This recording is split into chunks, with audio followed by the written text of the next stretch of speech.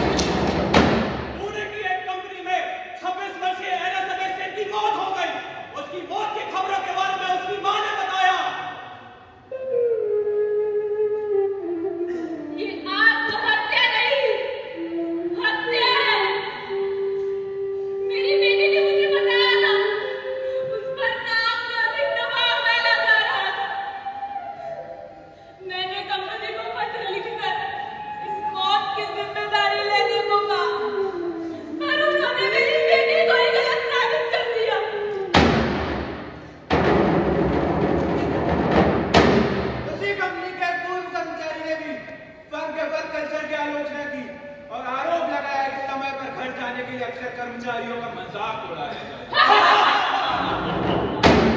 चेन्नई में अधिक काम के दबाव में एक 38 वर्षीय सॉफ्टवेयर इंजीनियर कार्तिकेय ने कई जगह में आत्महत्या कर ली।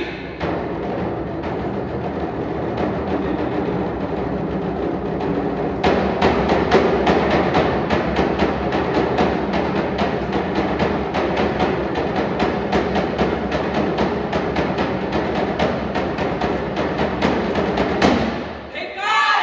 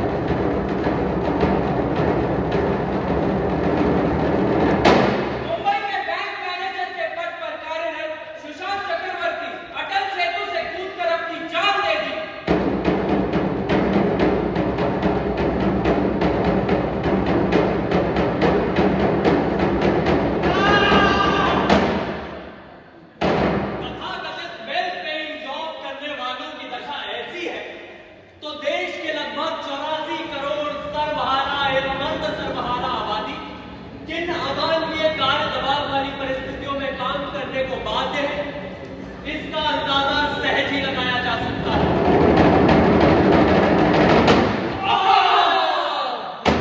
और बात केवल इन घटनाओं की नहीं है।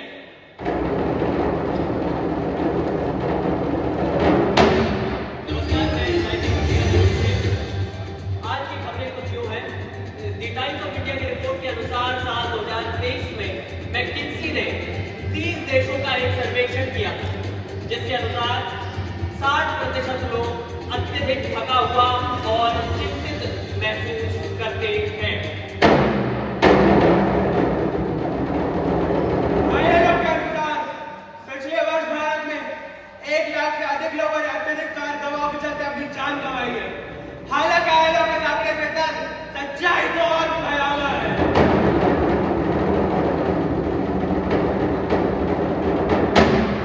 नवउदारवाद की नीतियों के लागू होने के बाद से ही उजड़ते श्रम के दोहन में और अधिक तेजी आई है। लेकिन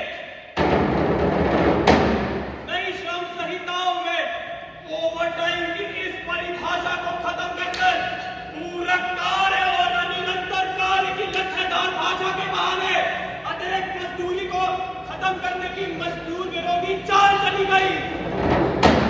कोरोना महामारी के बाद स्थिति और भी भयावह हो गई।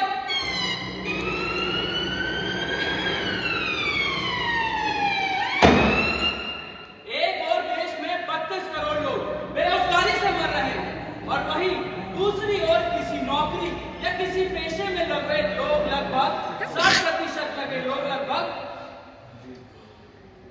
अधिक कार दबाव से परेशान हैं।